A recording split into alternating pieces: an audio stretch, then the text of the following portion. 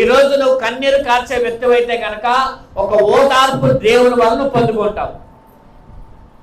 ఈరోజు నువ్వు దుఃఖపడితే కనుక ఆ రోజు నరకము నుంచి నువ్వు తప్పించబడతావు. ఏ రోజు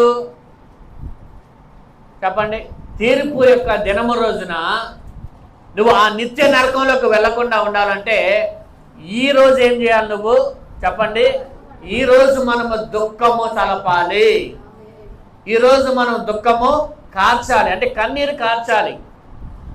కన్నీరు కార్చకపోతే గనక ప్రభు దగ్గర ఏ కార్యము మనం పొందలేము. ఒక మాట చెప్పన, లోకము కన్నీరు కార్చేవారిని ఎగతాళి చేస్తుంది, లోకము ఏడ్చేవారిని ఎగతాళి చేస్తుంది. కానీ దేవుని దగ్గర కన్నీరు కారిస్తే కనుక దేవుని దగ్గర అనేకమైన వాటిని పొందుకోగలుగుతావు. హల్లెలూయా. అన్నిటికంటే విలువైంది దేవునికి నువ్వు, అలాగే నీ కన్నీరు విలువైందంట దేవునికి. ఎవరు విలువైన వారు? మనము. మన కన్నీరు అన్నిటికంటే విలువైనదని దేవుడు చెప్తున్నాడు. మనకి విలువైంది ఏంటి అని మనం అడిగితే కనుక మనం ఏం చెప్తాం?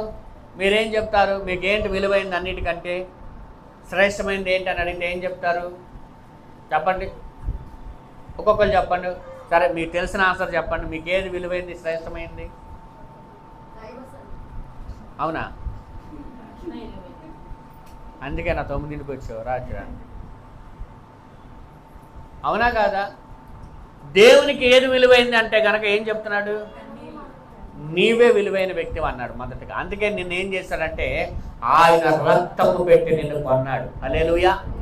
విలువైన వాటిని కొనుక్కుంటారండి. మనం ఎక్కువగా డబ్బులు బాగా ఉన్నాయనుకుంటే మన దగ్గర బంగారం కొనుక్కుంటాం, ఇంకా ఎక్కువ ఉందంటే కారు కొనుక్కుంటాం, ఇంకా ఎక్కువ ఉందంటే స్థలాలు పొలాలు కొనుక్కుంటాం. కానీ ప్రభు ఏం కొనుక్కుంటున్నాడు మన దగ్గర నుంచి? ప్రభు ఏం కొంటున్నాడంటే ఆయన మనలను తన విమోచన క్రయ ధనము. ఏ ధనము? విమోచన క్రయ విక్రయాలు అంటారు. క్రయ అంటే కొనుక్కునేది, విక్రయ అంటే అమ్మడం. కొనుగోలు అమ్మగోలు క్రయ విక్రయాలు అంటారు. అంటే ప్రభు మనలను తన రక్తము అనే ఒక వెల పెట్టి ఆయన మనలను కొన్నాడు. దేవునికి స్తోత్రము కలుగును గాక. ఎవరైనా అడిగితే కనుక నువ్వేమన్నా నీకేం లేవు, నీకు ఆస్తిపాస్తి లేదు, నువ్వు విలువ తక్కువ లేని ఎవరైనా అడిగితే కనుక చెప్పండి, మీ అందరికంటే కూడా నేను విలువైన వ్యక్తిని. హల్లెలూయా.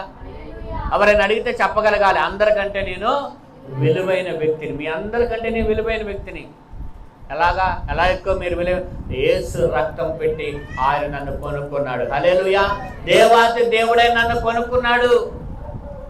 దేవాతి దేవుడికే నేను విలువైన వ్యక్తిగా ఉంటే మరి అందరికంటే నేను విలువైన వ్యక్తిని కాదా? ఏమండి, అవునా కాదా? పక్కన వాళ్ళు చెప్పండి, మీరు విలువైన వ్యక్తులని.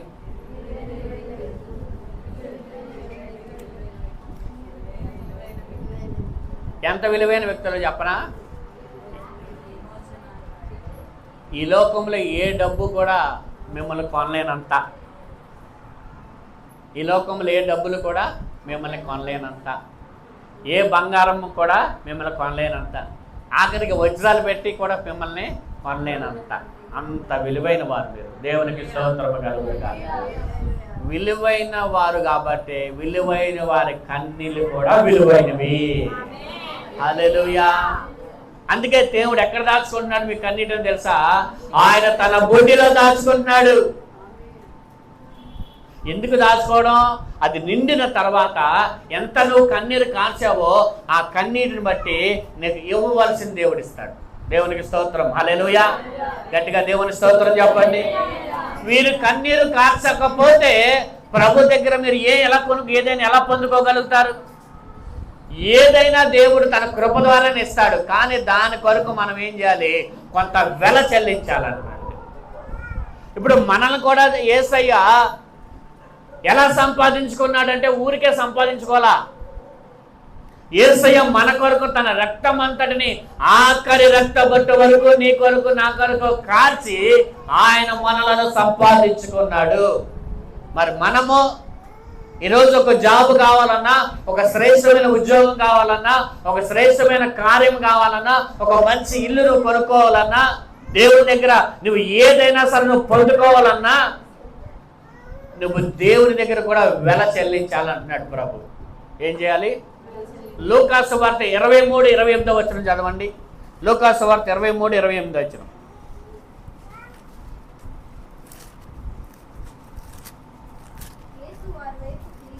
యేసు వారి వైపు తిరిగి, యెరూషలేము కుమార్తెలారా, 27 నుంచి చదవండి.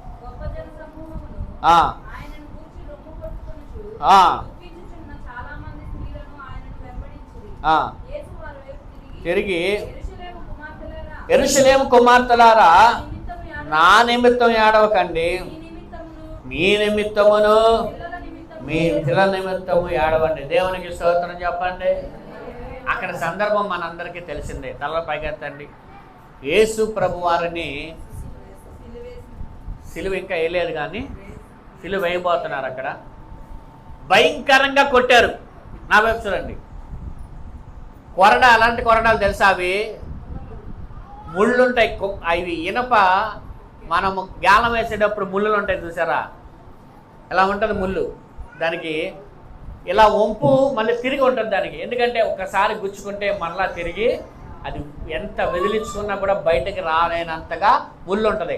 అలాంటి ముళ్ళులు ఆ కొరడానికి చివరుంటాయంట. వాటిని పెట్టి ఇలా కొడితే ఆ మాంసం ఎంత కొడితే అంత ఆ మాంసం అలాగా బయటికి వచ్చేస్తుంది. దాటితో పాటు కొరడాలు 2 రకాలు. ఒకటేమో తాడులాగా ఉంటాయి, వాటితో కొడితేనేమో సార్లు పడతాయి, వాతలు పడతాయి. కానీ ఇంకో రకం భయంకరమైన కొరడా, దానికి ఏముంటాయి అంటే కుక్కెల్లాగా ఉంటాయి. ఇవి ఇలా కొట్టంగానే ఏమైంది, అంతవరకు ఆ మాంసము అలా బయటకు అలాగా వచ్చేసిద్ది అనమాట. అలాంటి కొరడాలతో ఎన్ని దెబ్బలు కొట్టారండి? 30 కొరడా దెబ్బలు.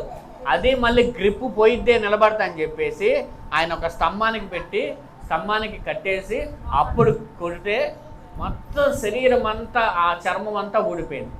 నాగడ్డి చాలా వల్లే శరీరం అంతా దున్నపడింది. నాగడ్డి తెలుసు ఎలా దున్నుతారు? పొలం ఎలా తూయితే ఏమొచ్చింది? ఒక గాడి ఏర్పడింది. ఇలా గాడి, ఇలా గాడి, ఇలా గాడి, ఇలా గాడి, ఎలా గాడి, ఎలా గాడులు ఎలా ఏర్పడితే అలాగ ఆయన శరీరం అంతా కూడా అలా గాడులు అలా ఏర్పడి అంట. అలా ఏర్పడి అసలు చర్మం అనేది లేకుండా ఎముకలు కనబడేటట్టుగా అయిపోయిందంట వెనక పక్క. ఇప్పుడు ఎదరు పక్కకు వచ్చేసరికి ఇలా పట్టుకొని చనిపోయిన కుక్కని అలా ఈడ్చుకొని వెళ్ళిపోయినట్లుగా అటో జబ్బ ఇటో జబ్బ పట్టుకొని అలా ఈడ్చుకొని వెళ్ళిపోతున్నారు. అవి రాతి మెట్లు, మనలాగా స్మూత్ మెట్లు కాదు, రాతి మెట్లు అనమాట. ఆ రాతి మెట్లు బట్టి అట్లా ఈడ్చుకెళ్తుంటే ఎదర శరీరం అంతా కూడా కొట్టుకుపోయి ఎదర కూడా ఎముకలు కనబడినంతగా రక్తం కారుతుంటేనంట.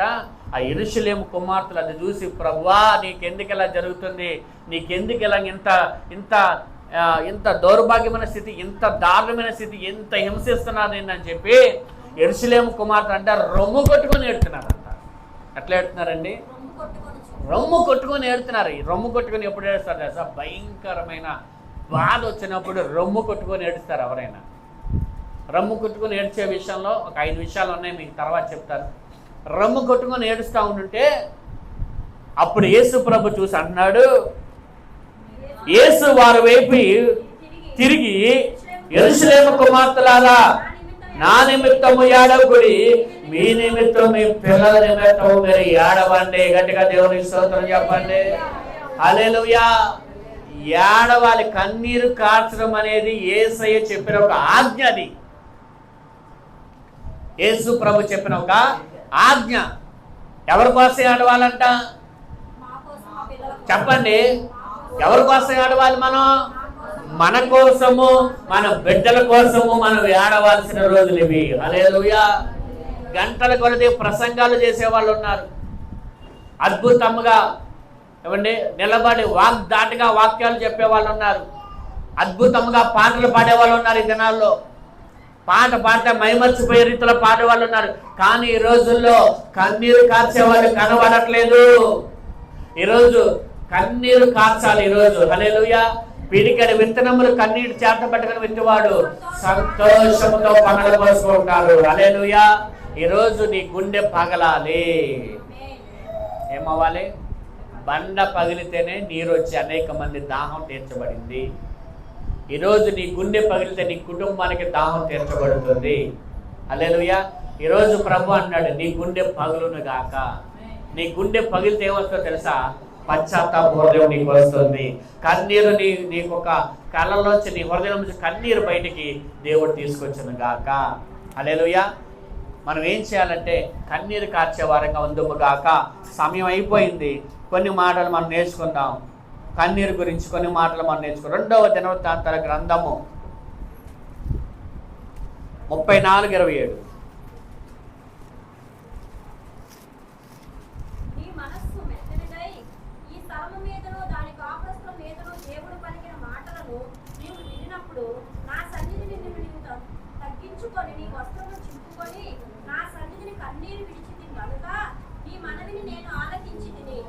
ఎప్పుడు మనవి ఆలకిస్తాడు దేవుడు అంట. మరలా చదవండి. అది మనసు ఏమవ్వాలి?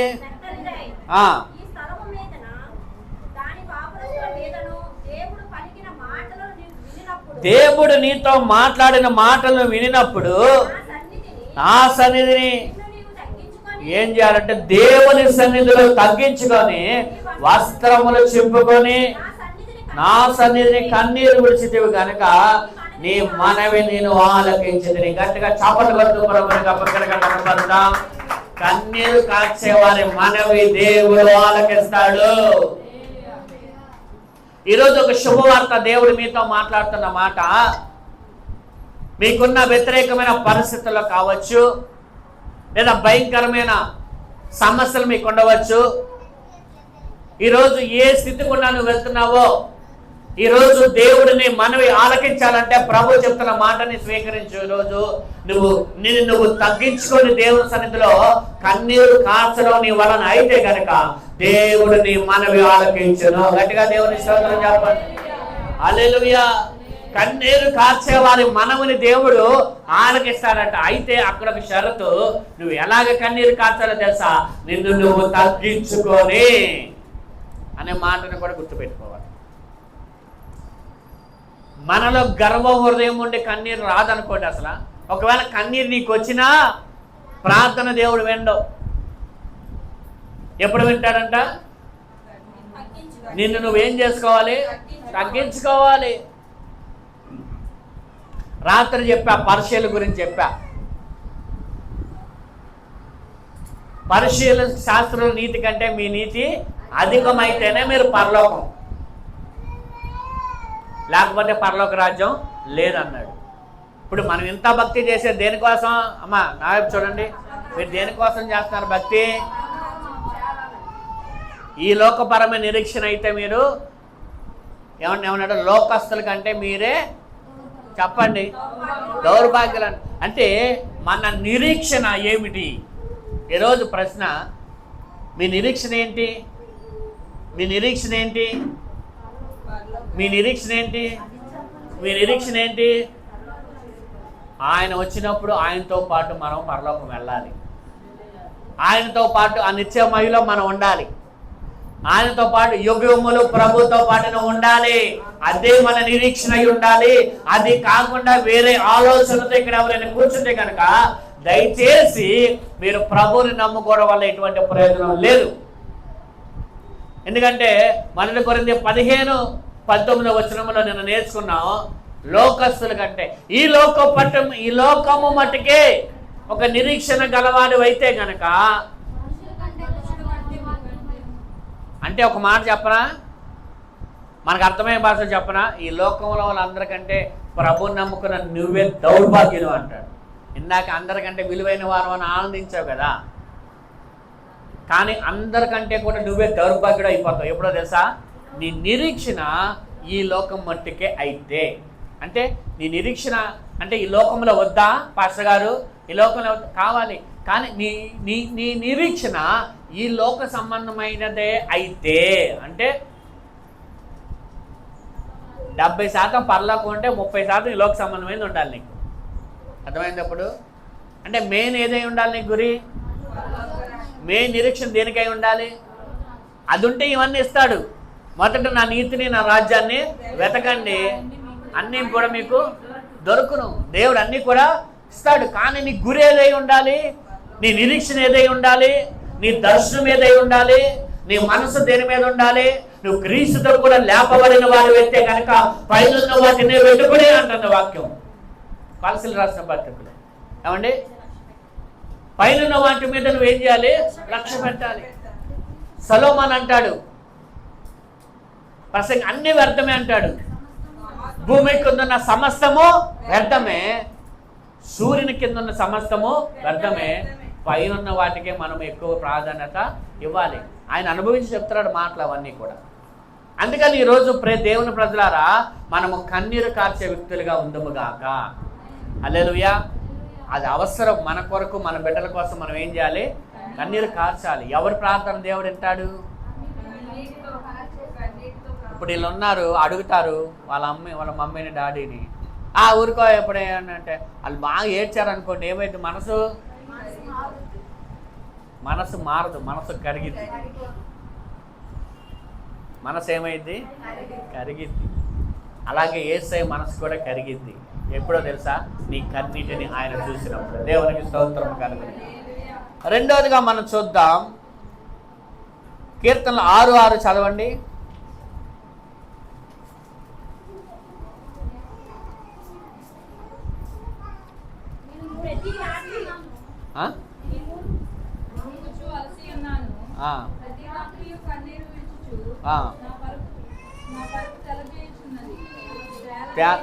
అంటే ఆయన కన్నీటి కంట ఆయన పరుపు ఏమైపోతుందంట?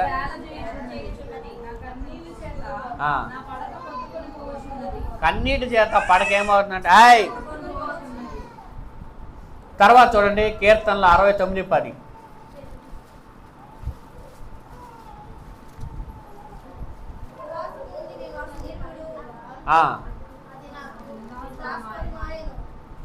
అది నాకు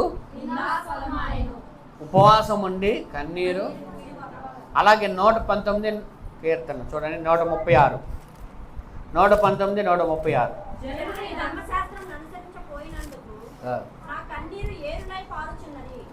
ఏమవుతుందంట? కన్నీరు. చూడండి, కన్నీరు మనము కార్చాలి. ఇర్మియా 9:1 చదవండి.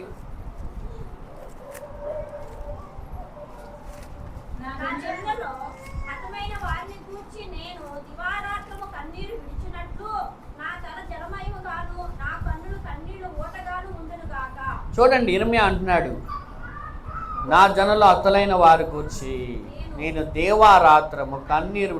ఎలా కారుస్తున్నాడు అంటే దేవా పగలు రాత్రి. ఎలాగా? పగలు రాత్రి కన్నీరు కారుస్తూ ఉన్నాడట.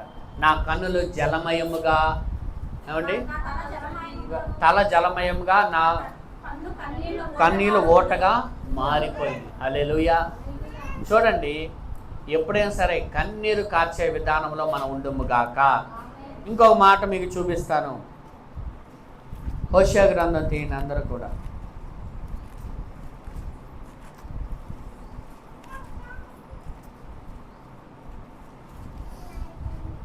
తీసారా? హోషేయ 12:3-4.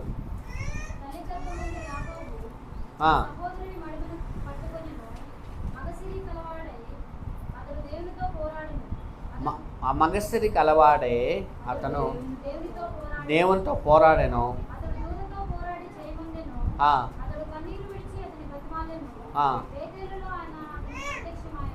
దేవునికి స్తోత్రం కలుగును గాక. తల్లి గర్భమందు యాకోబు తన సహోదరుని మడిమ పట్టుకొనేను. మగసిరి గలవాడే అతడు దేవునితో పోరాడు. మగసిరి గలవాడు అనే మాట ఇక్కడ నేర్చుకుందాం. నా వైపు చూడండి, అందరు తలపైకి ఎత్తారు. ఒకసారి గట్టిగా దేవుని స్తోత్రం చెప్పండి. అందరు చూడండి, ఇక్కడ ఏమన్నాడు తెలుసా? యాకోబుని మగసిరి గలవాడై దేవునితో పోరాడెను అంటే యుద్ధం చేశాడా? ఏమంటే యుద్ధం చేశాడా? మగసిరి కలిగిన వాడంటే ఏంటో తెలుసా? మంచి బలమైన వ్యక్తుల గురించి, పరాక్రమ వీరుల గురించి చెప్తారన్నమాట. మంచి మగసిరి గలవాడు రా బాబు, ఏదైనా చేయగలుగుతాడు, ఎవరినైనా ఎదిరించగలుగుతాడు, ఎవరితోనైనా పోరాడగలుగుతాడు అనే మాట మగసిరి కలిగిన వాడు. మంచి మగసిరి కలిగిన వాడురా, మేసమన్న మగాడరా అంటారు చూసావా? అట్లాగా మాట్లాడతారు. ఎవరి గురించి అలా మాట్లాడుతున్నాడు అంటే చూడండి, యాకోబు గురించి మగసిరి కలవాడు అంటున్నాడు. ఆయన ఎందుకు మగసిరి గలవాడుగా ఉన్నాడంట? అతను కన్నీరు విడిచి అతనిని బతిమాలెను. దేవునికి స్తోత్రము కలుగును గాక. ఎవరైనా బాగా యుద్ధం చేసినప్పుడు, నా చెప్తుండే, ఎవరు బాగా బలంగా ఉన్నప్పుడు, పోరాడినప్పుడు, ఎవరు చేయలేని కార్యాలు చేసినప్పుడు ఈ మగసిరి గలవాడరా, ఇటు మగాడరా అని అంటూ ఉంటారు. కానీ ఇక్కడ మగసిరి గలవాడని దేవుడు ఎవరి గురించి మాట్లాడతాడంటే, దేవుని సన్నిధిలో కన్నీరు కార్చి ప్రార్థన చేస్తున్న దేవునిని బతిమాలుకునే ఒక వ్యక్తితో అన్నాడు, ఇతను మగసిరి కలిగిన వాడు. కానీ లోకం ఏమంటారు తెలుసా?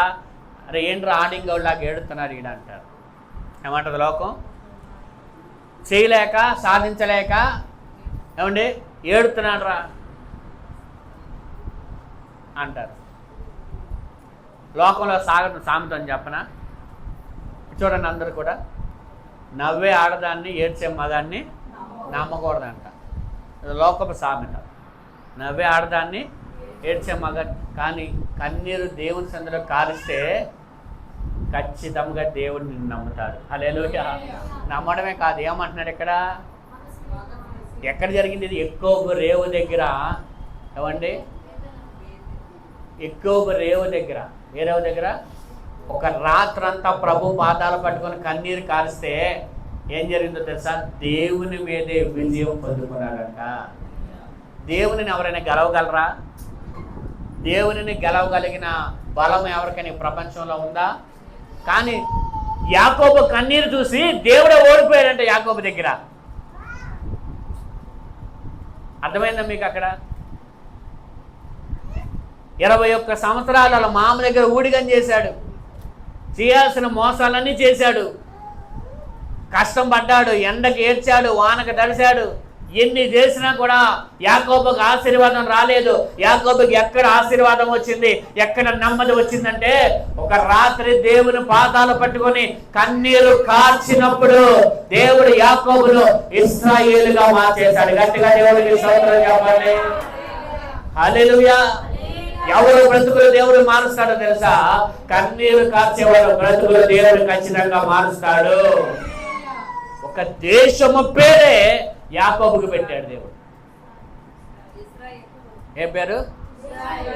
ఇశ్రాయేల్. ఇశ్రాయేల్ అనేది ఇప్పుడు ఒక దేశం పేరు. అప్పుడు ఎవరి పేరు అది? కన్నీరు కార్చే వారిని దేవుడు ప్రపంచమే గుర్తించేలా చేస్తుందంట. హల్లెలూయా. యాకోబుకి తెలియదు అప్పుడు ఆ పేరుకున్న ఆ ప్రభావము, ఆ ఘనత యాకోబుకి తెలుసా? తెలియదు. కానీ ఈ రోజుకి ప్రపంచ దేశాలన్నీ కూడా ఇశ్రాయేల్ వైపు చూస్తున్నాయి. హల్లెలూయా. ఎంత గొప్ప ఘనత దేవుడు ఇచ్చాడంటే దానికి కారణం ఒకటే, ఒక్క రాత్రి యాకోబు కన్నీరు కార్చాడంట. ఎప్పుడండి? ఒక్క రాత్రి యాకోబు కన్నీరు కార్చాడు. మరి అలాగా నీవు కూడా ఒక యాకోబు గల మారి ఒక్క రాత్రి కన్నీరు కార్చగలవా? ప్రభు దగ్గర నువ్వు కన్నీరు కార్చగలవా? నీ స్థితిగతులు దేవుడు మార్చి నువ్వెవరో అనేక మంది గుర్తించుకునేలా దేవుడు చేయనుగాక. హల్లెలూయా. యాకోబు ప్రార్థన దేవుడు, కన్నీటిని దేవుడు ఆలకించిన దేవుడు నీ కన్నీటిని దేవుడు ఆలకించడా? యాకోబు దేవుడు ఎప్పుడైనా మారిపోయాడా? ఆయన పేరే మార్పు లేనివాడు. ఎవరంట ఆయన? ఈ రోజు కనుక నీ హృదయం బద్దలయ్యి నువ్వు కన్నీరు కార్చడం కనుక నువ్వు నేర్చుకుంటే కనుక, ఏమండి, కన్నీరు కార్చడం నేర్చుకుంటే కనుక దేవుడు ఖచ్చితంగా నీ స్థితిగతులు దేవుడు మార్చునుగాక. యాకోబు అంటే పేరుకి అర్థం ఏంటి? మోసగాడు. ఇశ్రాయేలు అనగా అర్థం ఏంటో? పట్టుదలతో దేవుడితో పోరాడి గెలిచిన వాడు. మోసగాడు అలా ఎలా మారిపోయాడు తెలుసా? విజయ వీరుడుగా మారిపోయాడు. హల్లెలూయా. అసాధ్యమైన దానిని ఏం చేస్తాడు తెలుసా? సాధ్యము చేయగలిగింది కన్నీరు ప్రార్థన. హల్లెలూయా. ఏమిటి అసాధ్యం అంటే దేవునిని గెలవడం అనేది ఎవరి వల్ల కాదు. దేవుని గెలిచే బలము, శక్తి దేనికి లేదు. కానీ దేవుని హస్తాన్ని కదిలించగలిగిన శక్తి కన్నీరుకి మాత్రమే ఉందంట. హల్లెలూయా. ఒక వ్యక్తి అన్నాడు, ప్రభు హస్తాన్ని కదిలించగలిగిన శక్తి దేనికి లేదంటే ప్రపంచంలో. కానీ ఒక దేవుని బిడ్డ మోకరించి కన్నీరు కారిస్తే ఆ కన్నీటికి దేవుని హస్తం కదులుతుందంట, దేవుని సింహాసనం కదులుతుందంట. హల్లెలూయా. ఒక మాట చెప్పాలంటే యాకోబు యొక్క కన్నీరు దేవుడు దాటలేకపోయాడు. ఈరోజు నీ కన్నిటిని దేవుడు దాటలేకుండా ఉండును కాక. ఒక మాట చెప్పనా, దాటలేకపోయాడు అనే దాన్ని నేర్చుకోవడం కంటే నీ కన్నిటికి దేవుడు నీ ఎందుకు దిగి వస్తాడు. ఇందులో మొదటిగా మనం నేర్చుకుంటే యాకోబు కన్నిటికి దేవుడు దిగొచ్చాడు ముందు. తర్వాత అంటున్నాడు అది ఏమని, నన్ను వదిలిపెట్టి వెళ్ళిపోతాను. వదిలిపెట్టు వెళ్ళిపోతానన్న మాట కన్నా ముందు దేవుడు ఏం చేశాడంటే యాకోబు దగ్గరికి ఏం చేశాడు చెప్పండి, గట్టిగా దేవుని స్తోత్రం చెప్పండి. యాకోబు దగ్గరికి దేవుడు దిగి వచ్చాడు మొదటిగా. రెండవదిగా పర్మిషన్ అడుగుతున్నాడు, నన్ను విడిచిపెట్టయ్యా, తెల్లారిపోతే వెళ్ళిపోవాలి. అంటే నువ్వు కన్నీరు కారిస్తే దేవుడికి ఏమండి వెళ్ళిపోయే నిర్ణయం కూడా లేదా అక్కడ. ఆయన వెళ్ళిపోవడానికి ఆయనకి నిర్ణయం లేదా, వెళ్ళడానికి ఆయనకి నిర్ణయం లేదా. కానీ కన్నీరు ఏం చేసిందో తెలుసా, యాకోబుని దేవునిని కట్టేసిందంట. అడుగుతున్నాడు, అయ్యా నన్ను వదిలిపెట్టా, నేను వెళ్ళిపోతా, తెల్లారిపోతుందంటే నీ కన్నీటితో పట్టుదల కూడా ఉండాలి. యాకోబు అంటున్నాడు, నన్ను దీవిస్తే తప్ప నేను వదిలిపెట్టనయ్యా. పట్టుదల కలిగిన ప్రార్థన, కన్నీటి ప్రార్థన లేకపోతే కార్యాలు పొందుకోలేం. నన్ను వదిలిపెట్టి వెళ్ళిపోతానంటే సరే ప్రభా వెళ్ళిపో అంటే ప్రార్థన చేస్తుంటే దేవుడు ఏ రెస్పాన్స్ లేదు నీ ప్రార్థనకి. ఇంకెందుకులే ప్రార్థన, వదిలేద్దాం, ఆ విషయం వదిలేద్దాం. ఏ విషయం? నువ్వు చేసేవే సంవత్సరాల తరబడి చేసిన ప్రార్థన, ఆ విషయాన్ని వదిలేద్దాం. ఈరోజు నువ్వు వదిలిపెట్టిన దానిని మరలా పట్టుదల కలిగి ప్రార్థన చెయ్యి, కన్నీటితో ప్రార్థన చెయ్యి. అది ఇచ్చే వరకు ప్రభు దగ్గర కన్నీరు కార్చు, దేవుడికి అది ఇచ్చి తీరుగాక. నమ్మేవారు దేవునికి స్తోత్రం చెప్పండి. ఇటు కూడా నమ్మేవారు దేవునికి స్తోత్రం చెప్పండి. హల్లెలూయా. కొన్నిసార్లు మనం ప్రార్థన చేస్తాం అది ఇవ్వట్లేదని దేవుడు మన దాన్ని విడిచిపెట్టేస్తాం.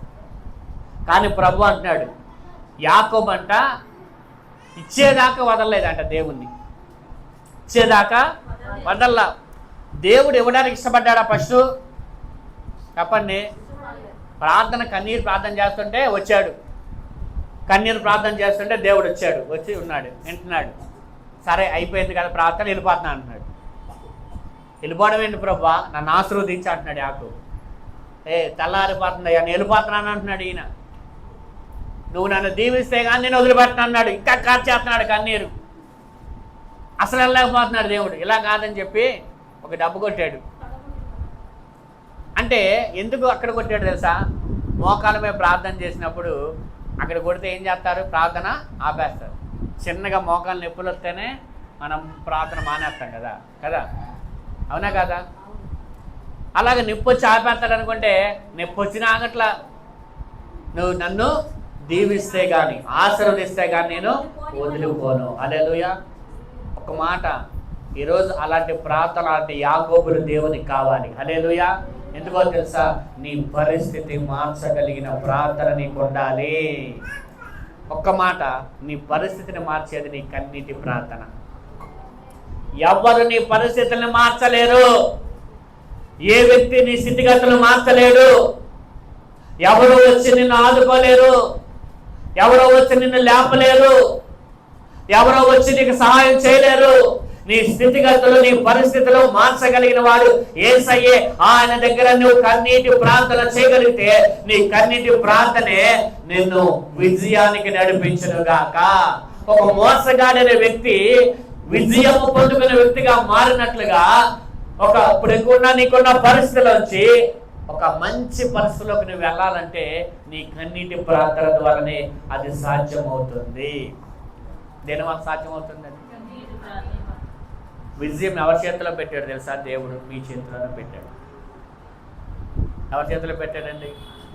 ఒంటరిగా కూర్చోండి, తలుపులన్నీ వేసుకోండి, ఒంటరిగా కూర్చోండి, మీ బాధంతా దేవుడి సన్నిధిలో కుమ్మరించండి. అన్న అదే చేసింది, ఒక బిడ్డను పొందుకోండి. దేవునికి స్తోత్రం కలుగునుగాక.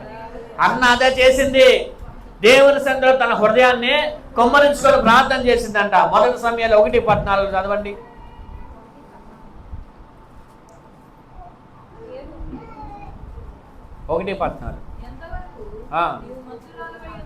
నీవు ద్రాక్షారసమును నీ యొద్ద నుండి తీసివేయమనగా తీసివేయమని చెప్పగా హన్నా అది కాదు నా ఏలినవాడా నేను మనోను తొంగలదానై ఉన్నాను నేను ద్రాక్షారసమునైనను మద్యమునైనను పానం చేయలేదు కానీ నా ఆత్మను యెహోవా సన్నిధిని కుమ్మరించుకొనుచు నా ఆత్మను యెహోవా సన్నిధి నేను కుమ్మరించుకొనుచు కన్నీరు విడుచుచున్నాను.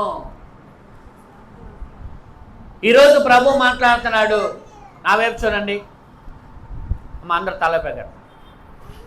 ఈరోజు ప్రభు చెప్తున్న ఒక సత్యం ఏంటంటే, మీ జీవితంలో ఏదైతే జరగలేదు ఇప్పటి వరకు, ఎప్పటి నుంచో మీరు ఎదురు చూస్తున్న సంగతి, అది ఏదైనా కావచ్చు.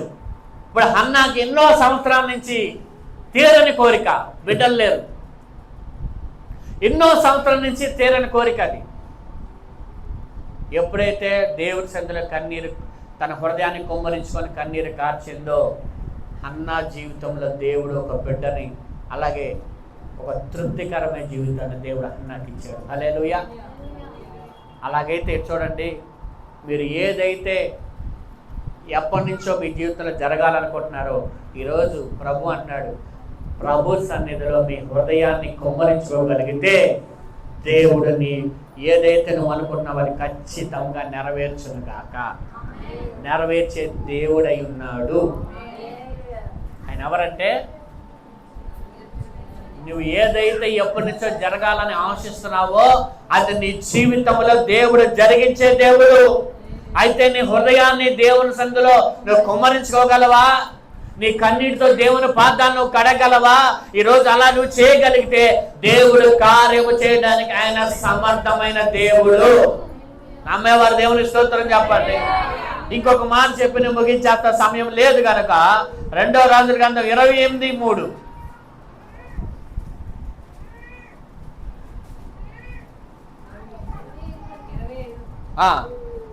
చదవండి.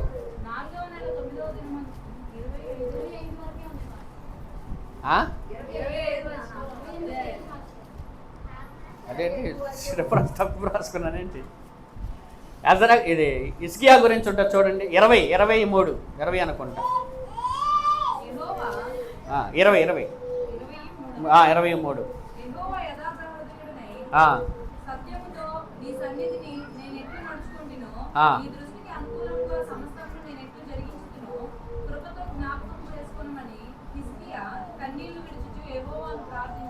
కన్నీళ్లు విడుచుచు. చెప్పండి, ఏం అలా ప్రార్థన చేశాడంట? మరి చూడండి ఎలా ప్రార్థన చేశాడు. కన్నీళ్లు విడుచు ప్రార్థన చేస్తే దేవుడు తన మనసును మార్చుకున్నాడంట. అక్కడ కన్నీళ్ళతో యాకోబు ప్రార్థన చేస్తే దేవుని మీదే గెలవనిచ్చాడంట. ఇక్కడ కన్నీళ్ళతో హిజ్కియా ప్రార్థన చేస్తే దేవుడు తన నిర్ణయాన్నే మార్చుకున్నాడు. ఏమని చెప్పాడు వచ్చి? కాదు, ఫస్ట్ ఏమన్నాడంటే, హిజ్కియా ఇక నువ్వు చనిపోతావు, నీకు మరణకరమైన రోగం.